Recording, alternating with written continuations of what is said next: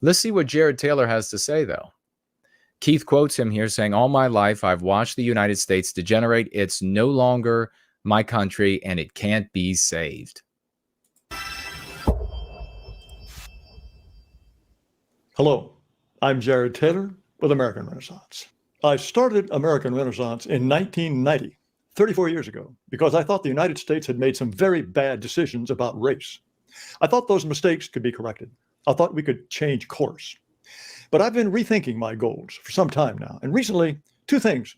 Now, he said that he thought that America could change course, that we could get back on track and go to a healthy place. Is that entirely true? Well, maybe when he first got started.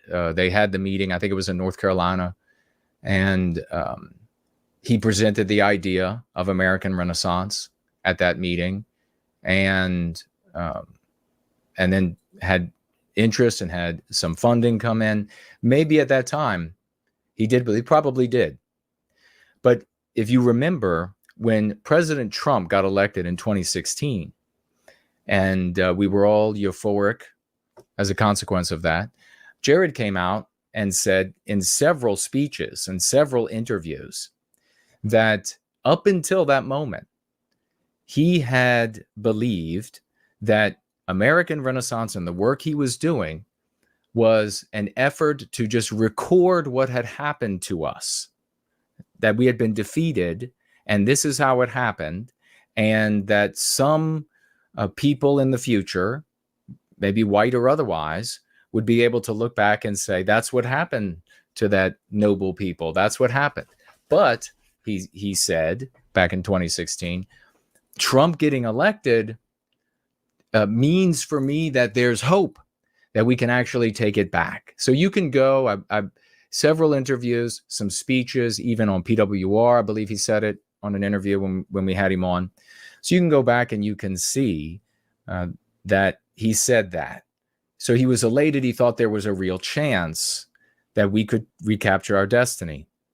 We knew that there was we knew here that there was no chance by way of Donald Trump or the enthusiasm, boisterousness for Trump, that could recapture the destiny of Western kind, recapture this country. We saw the reality and the opportunities, just like we see the opportunities now when it comes to Trump running for office and what he can actually do, but what we can actually do, and what we can actually do through him.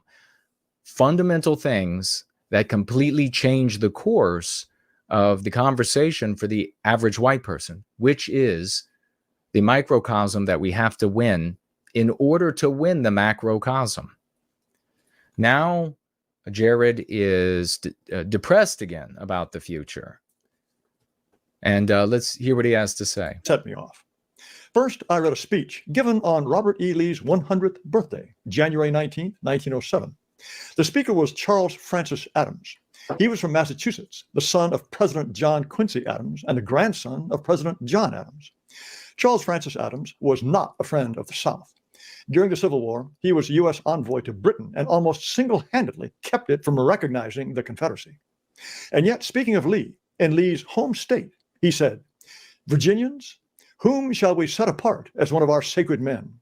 Him you will set on a high column, that all men looking at it may be continually apprised of the duty you expect from them." And indeed, Robert E. Lee was set on high columns all across the South.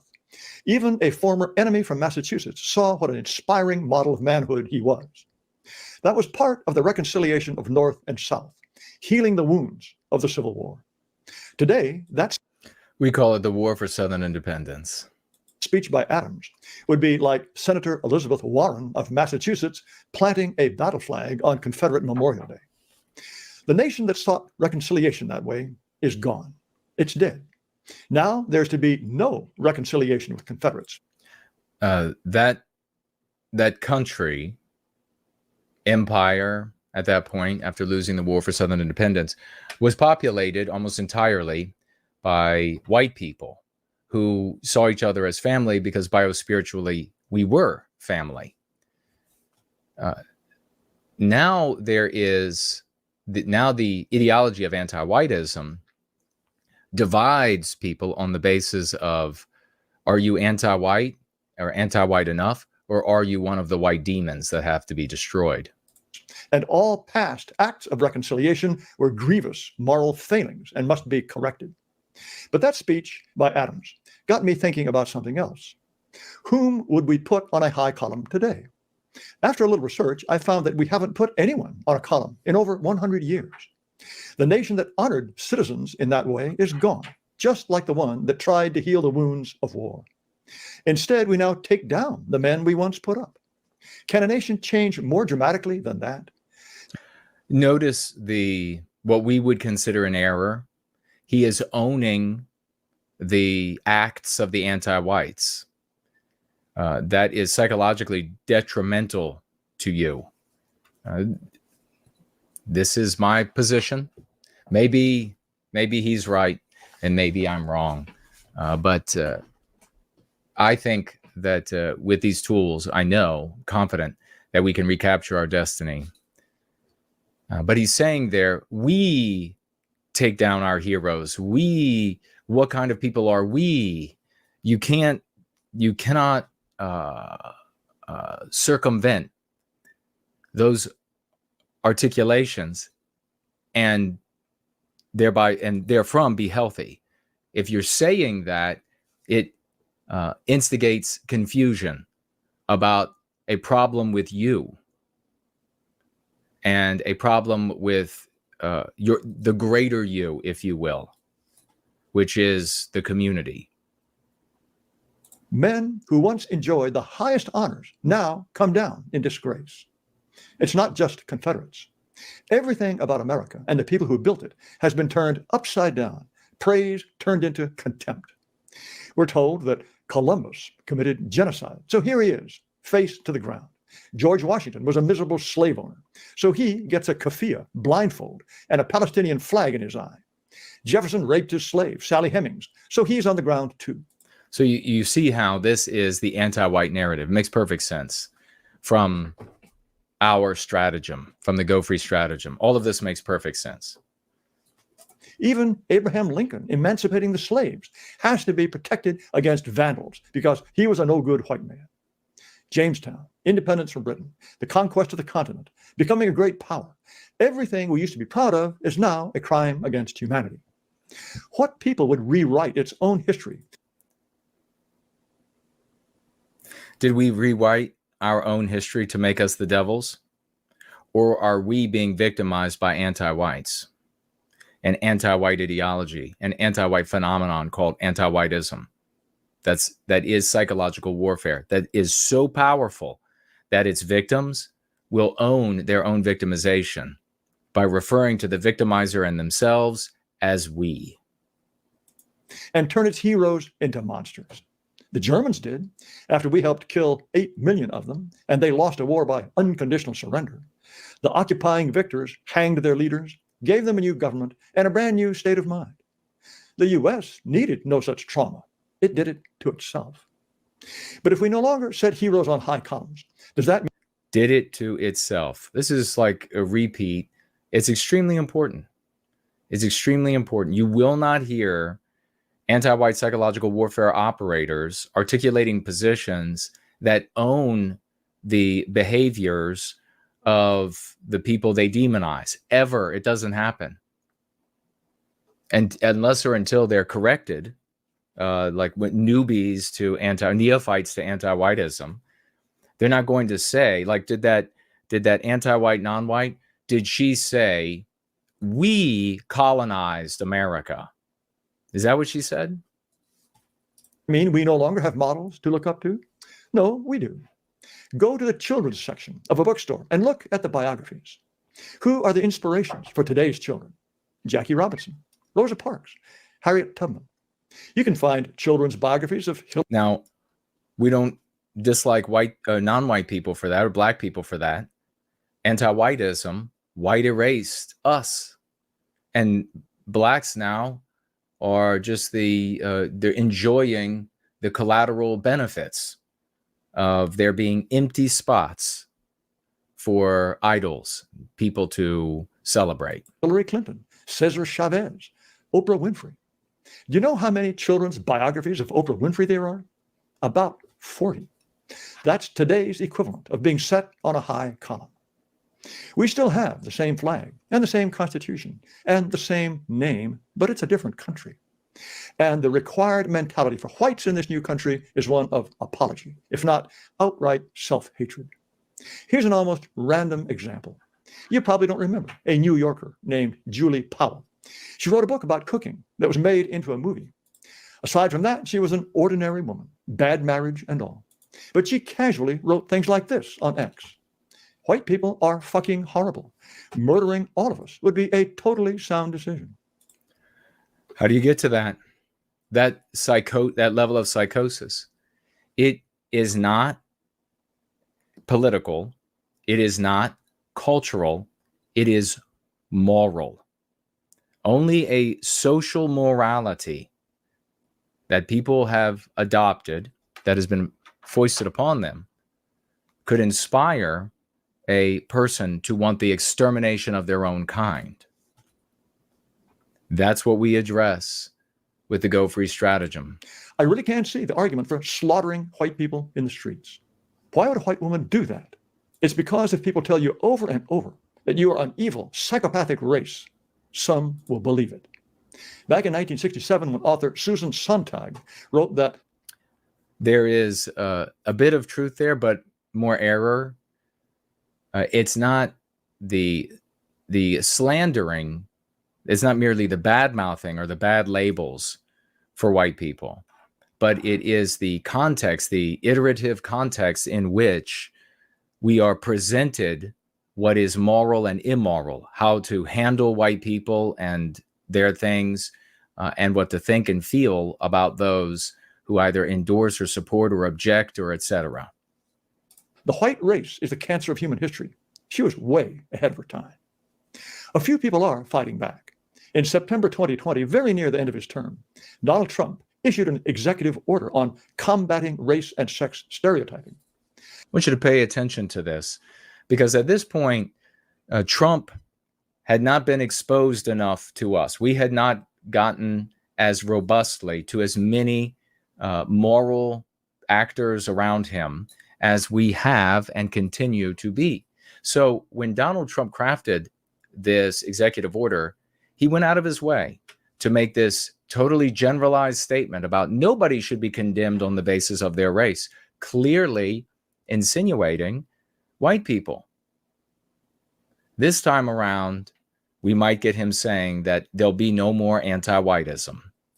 And let me promise you this, when we get that to happen, if you want to clip this out, when we get him to say that by way of executive order that there won't be any more anti-whiteism, he'll probably throw in anti-Semitism as well and racism as well. But if we get him to say anti-whiteism or anti-white ideology, everyone else will take credit. It barred any part of the government from teaching what the order called divisive concepts. Among these were, one race or sex is inherently superior to another. An individual, by virtue of his or her race or sex, is inherently racist, sexist, or oppressive.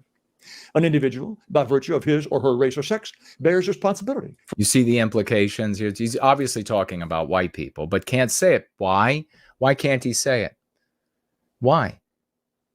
Is there some, does some big dodo bird show up and bonk him on the head?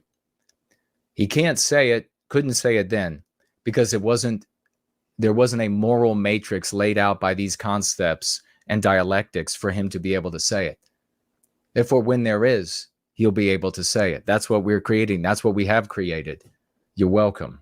For actions committed in the past by other members of the same race or sex. Meritocracy, or traits such as a hard work ethic, are racist or sexist, or were created by a particular race to oppress another race. I won't even ask why Donald Trump thought he had to issue an order banning those ideas from government training programs. What's more important is that Joe Biden, on Inauguration Day itself, revoked that executive order. He thought it was so important to get that off the books that he revoked it the very day he walked into the White House. But I may be the only guy who noticed. No one asked him, Joe, are you... I'm going to be getting out of here in about 15 minutes. Just to let you know, if you got any questions, tag me as No White Guilt. We're going to try to wrap this up in that time frame. Inherently an oppressor and personally responsible for slavery? Did white people invent meritocracy as an excuse to oppress black people? But it was top priority for our new president to make sure that people in government could teach that stuff. Mr. Biden also issued an executive order commanding the entire 2.7 million man federal bureaucracy to submit plans to discriminate in favor of Black, Latino, Indigenous, and Native American, Asian American, Native Hawaiian, and Pacific Islander persons and other persons of color, and of course, LGBTQI plus persons. That plus, I think, is for all the aberrations. So wouldn't it be easier to say, to discriminate, to translate what the anti-white said there? Translate it, it's anti-white. To discriminate against white people, specifically white males. Now we're talking about us. Now we're talking about our fathers, our sons, our cousins, our nephews, etc. Now we're talking about them being injured by this. That kind of gets you more angry and more activated than saying, oh, they are on the behalf of these other groups, they're doing this good thing. You see the difference? Yet to be discovered. Well, who got left out? Heterosexual white people. That's because we are the ones mercilessly grinding everyone else down. This sort of thing has come. That ownership too of no, never do that. Don't own again our victimization. Don't own their excuses for victimizing us. You rape me because I'm bad. I'm raped because I'm bad. I mean, that's what that, I am a molested child because I'm bad. Consequences. There was a famous study by Ann Case and Angus Deaton. They found that whites were dying of suicide, alcoholism, and drug overdose at twice the black rate, what they called deaths of despair. They later reported that white death rates, and only white death rates, had risen so quickly that life expectancy for the whole country fell 3 years in a row, 2015, 16, 17. That was before COVID. And each younger generation of whites was worse off than the generation before. When the two researchers first tried to publish this, academic journals. Think about, here you have this, what he's talking about here, this massive injury born out of what we refer to as white noir. This massive injury to our people, suicide skyrocketing for white males. The response of the J-Spurgs to that is not to focus on our injury, but to say, look at that. And that's a reason why you need to hate Jews. That's what they would say.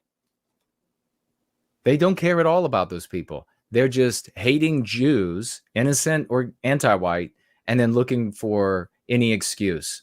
Told them to get lost. How dare you work on whites? Professors under fire for researching white mortality. That should have told them something. But when Case and Deaton published a book, they called it Deaths of Despair and the Future of Capitalism. Right. Capitalism is the problem. Not one word about the message that is preached from the White House on down, that white people are a scourge. Not one hint that some of those whites might be getting the message and drinking themselves to death or overdosing or shooting themselves. How do you solve a problem like this? Linda, great to see you. Wilson, Spud Ruckus, great to see everybody. When I started American Renaissance 34 years ago, things weren't so bad. I thought the country could be set back on track. Not anymore.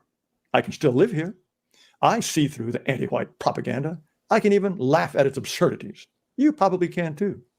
Even though the dangers of multiracialism, both physical and psychological, get wonderful to hear multiracialism instead of multiculturalism, isn't it? Worse every year, the fortunate among us can still pick our ways through them. Well, we shouldn't have to be the fortunate ones. No white person should have to live under an occupation government, mental, psychological, and moral occupation. All my life, I've watched the United States degenerate. It's no longer my country, and it can't be saved. I do not believe. No longer my country and can't be saved. That's big. That's what says a lot about his state and what he thinks can be done with the tools that he perceives are legitimate tools to resist our victimization. We here absolutely see that it can be saved, and we can save all of our country. We can take back our destiny because we with the tools that we wield, lexical, dialectical power that we wield, we see the successes everywhere. I mean, all the way up to Donald Trump. Believe that it can ever again become a home for white people. Any lefty who heard me say that would start roaring about white privilege and how we benefited from slavery, and then end up basically admitting we're lucky we don't have all our throats slit. Can you think of a realistic way to take America back, as Republicans keep saying? It can't be taken back. It doesn't matter who's elected president this year, or 4 years from now, or 40 years from now. It's over. We can't take the whole country back. We'll have to settle for something less. Here's what we're up against. In the Atlantic last year, Trumpism is the last gasp of a dying culture of white supremacy. The guy who orders the government not to teach that any race is inherently superior to any other is the last gasp of white supremacy. Can you imagine using that as an actual point? I can't. I never would. But psychologically, we live in a different country from people who think, it's not a shock that an anti-white would say that, right? It's totally expected. That. Well, let's make it official. Let us part amicably and go our own way. That statement right there really had me surprised. Part amicably. After pointing out how vicious and wicked anti-whites are, how they are bloodthirsty for white erasure, all of our norms, our actual bodies, to put an end to us, and think and even suggest that let us part amicably. We either recapture our destiny or it's over for the white race. Period. Anti-whiteism will eat us alive. They're not going to be any shaking hands and you can have some of our territory. They own the United States. Anti-whites have dominated. There is no other solution. Whether I live to see it or not, there will be an ingathering of our people on this continent, and we will finally succeed in building a new home. On what grounds? See, this is the kind of God of the gaps that I used to always ask that was very irritating to people. On what grounds? Like, what's the machinery? On what is the machinery for us gathering together? I actually have a plan. I actually have a blueprint. I actually have examples of it working everywhere on small scale, on enormous scale. So what is the machinery?